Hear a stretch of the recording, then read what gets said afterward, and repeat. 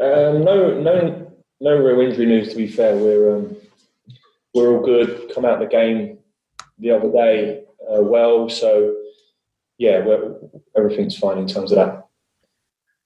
Looking ahead to tomorrow, Wolves' form has been poor to say the least since before Christmas. They've been a little bit out of sorts, certainly the games I've seen them. You've got to win this one, really, haven't you? Especially with the fixtures that lie ahead. A lot. Every game we've got to win.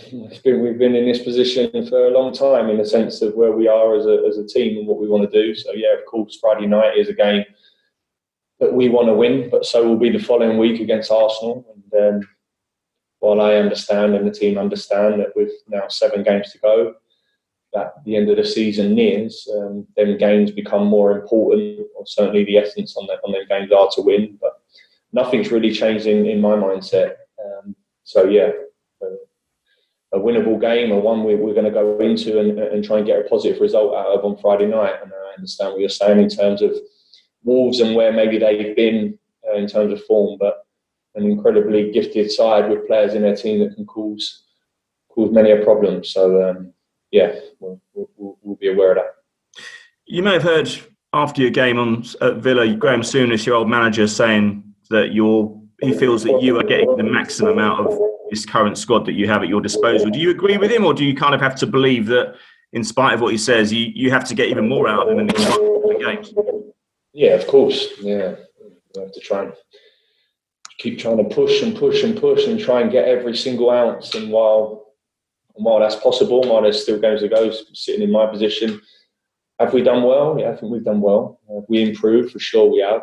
But on the flip side of that, is there room still for more improvement? Can we do better? Can we improve certain areas to get some points and win some games in this division? Yeah, we can really. So while I've been pleased with how the team have progressed and what the team are doing, there's also an element that I understand that what is going to be successful for me personally and this team this year is us staying in this division. So at this moment, where the land lies at, we're not in that position. But with 7 games to go, is there another bit we can keep pushing? Me and my staff and the team are constantly looking at that and constantly trying to push as much as we can to make us successful this year.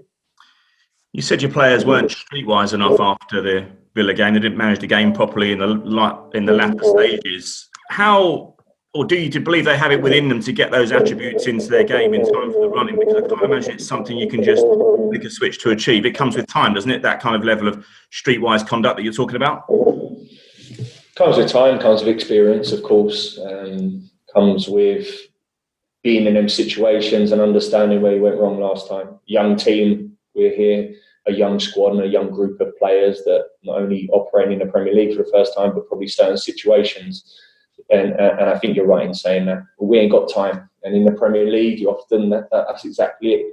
Sometimes you haven't got the essence of that. What we have got is 7 games left, and we need to learn quickly.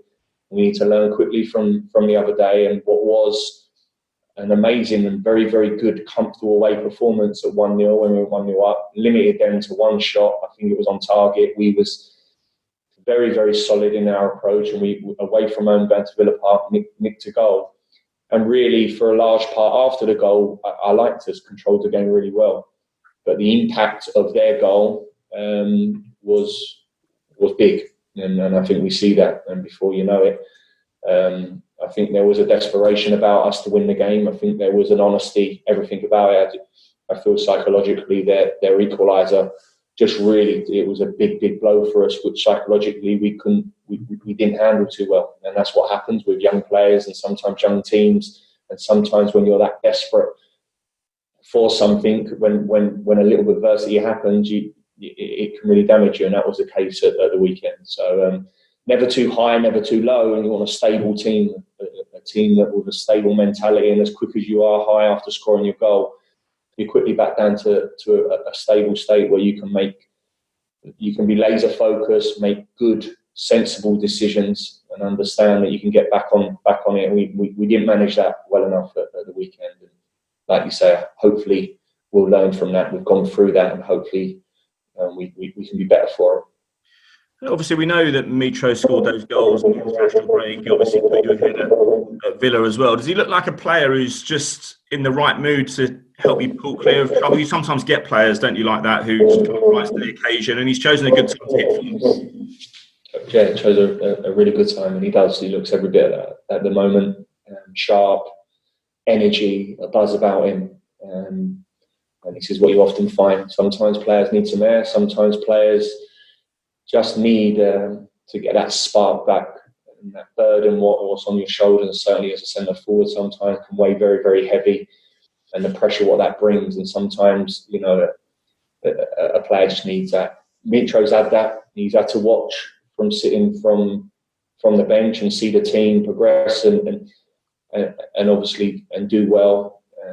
And like I say, I see someone now who's chomping at the bit to try and score goals, trying to help this team from Monday to Friday, and then I see it on a Saturday as well. So massive part to play for us as a team and us as a football club now on in. You looked understandably frustrated, obviously, after that Villa game. But how are you coping personally, Scott, with the stress of a relegation battle and everything that comes with it, the pressure? You're still new at this level of management relatively. What does it do to you? You're constantly looking at what clubs around you are doing. How are you coping? You know what? I'm really comfortable and I'm really fine. I set out the stall. I understood where we was going to be this year. I understood the challenge we were going to face. I understand the dynamics of our team and what's needed.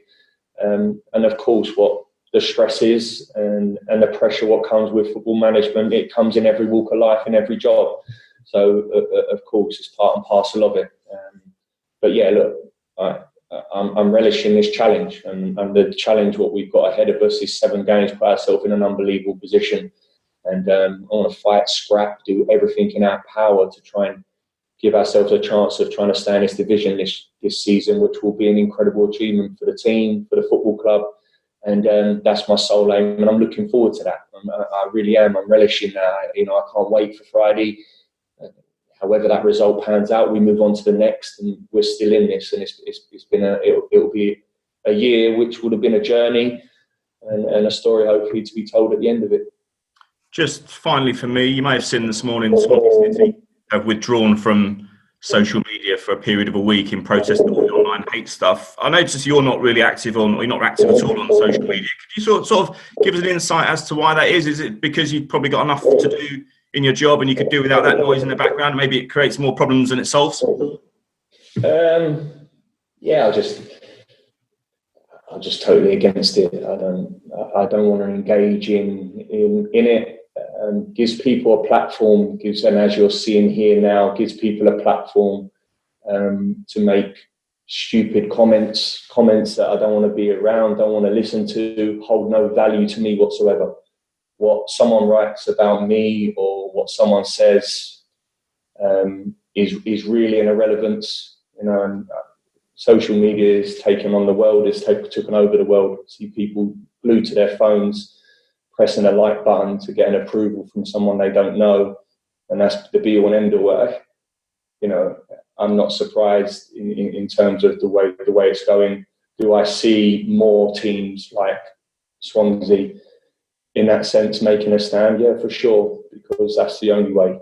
Things have not moved on, or things certainly ain't getting stopped, and you're still going to have these stupid people that feel that they can, behind a computer screen, comment or be critical or at times be very abusive to people.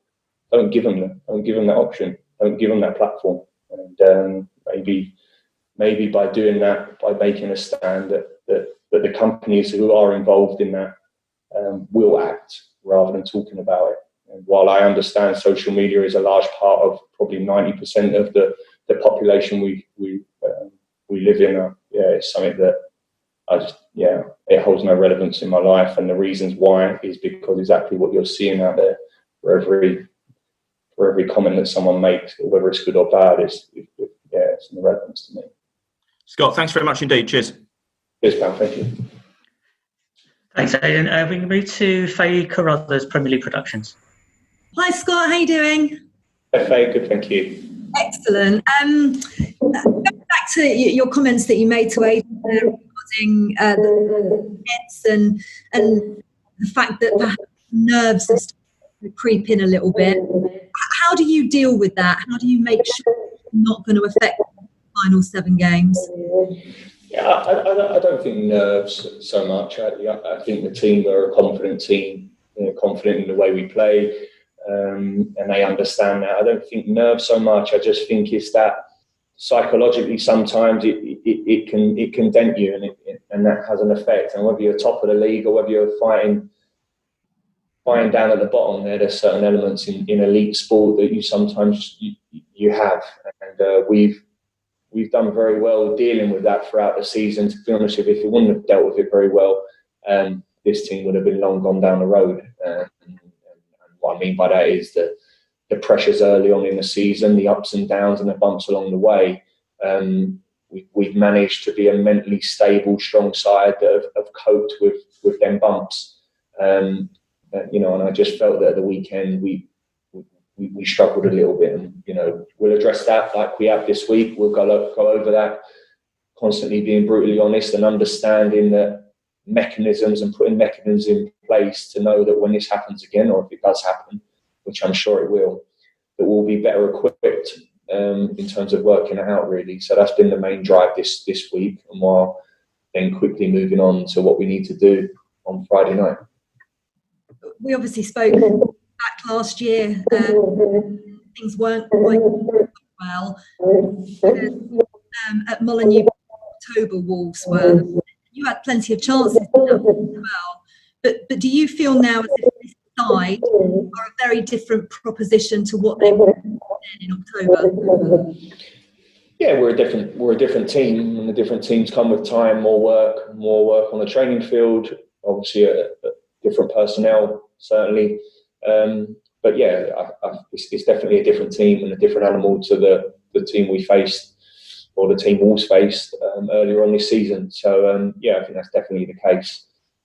Like always, we need to try and maintain. We need to get back on. We've had a couple of poor results. We need to get back on that horse, and in terms of understanding and what we're about, and try and cause Wolves some problems. They obviously switched to a back 4 against West Ham at the weekend, but with 3 goals down quite early on, it did give them an attacking threat than they've maybe had. What are you expecting from them tomorrow? Yeah, I'm not sure. They've got the flexibility of, sometimes a back 4, sometimes a back 5. Normally, we're familiar with seeing Wolves in a back 5, really. I think the game, I've seen the game over in terms of 3-0 down. I mean, there were some unbelievable goals, or runaway goals, and probably a little bit harsh. Scoreline didn't really give a true balance of how that game was panning out. Look, we need to be flexible. We need to understand the 2 ways that Wolves can turn up and play, while also understand they can change in game as well, and be prepared for that, really. So, yeah. Just finally, Newcastle picked up unexpected points perhaps at the weekend. I know that you always talk about being in your hands and you have to focus purely on your. But do you have an eye on what everybody else is doing around you as well? No, not really. I honestly don't, because we need to win. We need to win games. You don't win a game from now until the end. It's all an irrelevance what other teams do. So that's the most important thing for me. And the teams are above us are a good Premier League experienced teams what have got top players and spent an awful amount of money. So of course, them teams are more than capable of winning football matches in this division. And we all understand that. You look at the squads or the squads these teams have got around us. It ain't going to surprise me in that sense. But same flip side, there is pressure on them as well, and it comes from all of us. But the main focus for me, as always, is going to be us, and that's never going to change. I'm not saying it because I feel like it's the right thing to say, or I don't want to get involved in any mind games with other teams. It's the cold hard facts and reality, and that'll always be the stance. And whether we are where we are in the league, fighting for league titles, whatever that may be, or sitting mid-table, there's always one focus, and it's us, because that's the only thing we can really control. So that will remain that way. Brilliant stuff. Good luck on Friday. Please, thank you. Thanks, Faye. Ian Abrahams, TalkSport. Hi, Scott. How are you? All good news. Good to see you again. I just want to go back to the Swansea story. Do you expect other Premier League clubs to take a similar a similar stance? I mean, could we expect Fulham to be amongst Premier League clubs? Do you think would take a similar stance? I'm not sure really. Look, there's a lot of good things, and a lot of things what all clubs, I'm sure, are doing in terms of for their fans. Certainly at this moment, when fans are not on and around it, the social media side, or certainly that side, keeps fans engaged with the football club, can keep them updated with that. But of course, people have decisions to make, and if players or football clubs feel that enough's enough and they need to make a stand on something, then I can see that being the case. Definitely, I can also see it being individuals as well. I can see individuals. There's only so many times you can keep suffering, or you can keep complaining about an issue without them making a real stand. And that stand is come off it. That stand is, step away from it, and let's see what these companies will do, and see if then they would act, rather than it be that it seems like it's going around in circles a little bit. So only time will tell there. Have you had players that have gone out onto the pitch worried that if they miss a shot, or they put a header over the bar, or they get set off, for example, that they are going to come off the pitch to a barrel of abuse on social media? Have players ever come up to you worried about that? No, not really. I've had conversation with players where it is affecting them. Yeah, definitely. Certainly young players. I've had a couple of young players where that's affecting them. But it's no different to when I was playing, in the sense of it was media, it was the papers the next morning. You're constantly worried, but there's an element that your name's going to be in headlines, and you're going to be the fall guy. What's different now is you have the bigger market of every single person, and it's there instantly. The change room is very different to one I grew up in. I come in after a game, and the majority of people are literally sitting there on their phones. The world's very different. You go to a restaurant and you look at a table of six, a family of six, and you'll often find that 4 of them have got their heads in their phones. That's just the world we live in now. And I don't see it as healthy. Hence why I don't do it. And like I said, I don't want to give people a platform for one. I don't want to read the negativity. It's very easy in the world we live in today to be negative. It's very easy to be critical of people. It's very easy to point a finger and say, why did you do this? You should have done that. And it's even more easier when you're sitting at the end of a phone or a computer. And people having upfront conversations, I'm all for. But certainly, like I said, we are in a bit of a world where it's people are always looking for a story. And you often find a story comes from someone's downfall, and that's the facts.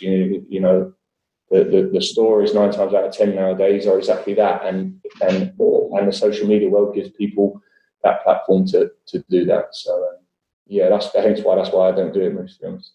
Well, here's a good story. Scott Parker keeps Fulham in the Premier League. I'd like to read about that next month. That's a good one. To that end, is this game must win, Scott? It's a must-win game. But last week was a must-win. Next week's going to be a must-win. We're at seven games to go, and every game is must-win. And it's been like that for the majority of the year. Of course, early on in the season, when you have a lot of football matches to play, you can take it off it a little bit. Do I feel if we don't win, it's going to be defining? No, not all. But if you're asking me, in terms of this game, you need to win it. Yeah, we definitely need to win it. We needed to beat Villa, and we need to now. After this, we're going to need to go to the Emirates and beat Arsenal, and that's what I want us to do. Are we capable of doing it? For sure, we are. And I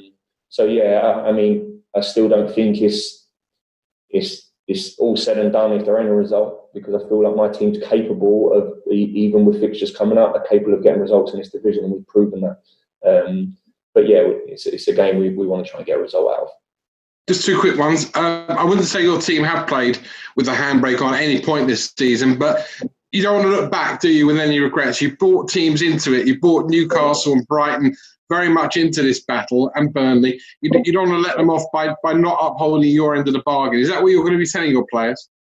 Exactly what we're saying. That's exactly it. We've worked tirelessly to this point, worked extremely hard, the team individually, players, every single one. to get to a position with 7 games to go, giving ourselves a real chance. And it's fair to say that for large parts or certain parts of this season, yourselves or anyone wouldn't have thought that. What's got us in this position has been extreme hard work. And with 7 games left, there is no way we can afford to fall away. There is no way we will fall away. 7 games, and we will give absolutely everything in our power to try and stay in this division. And if that is not enough at the end of the season, it won't be through the fact that you'll be saying to me, you fall away, or your team lacks something. It will be down to other reasons, and that's going to be vitally important.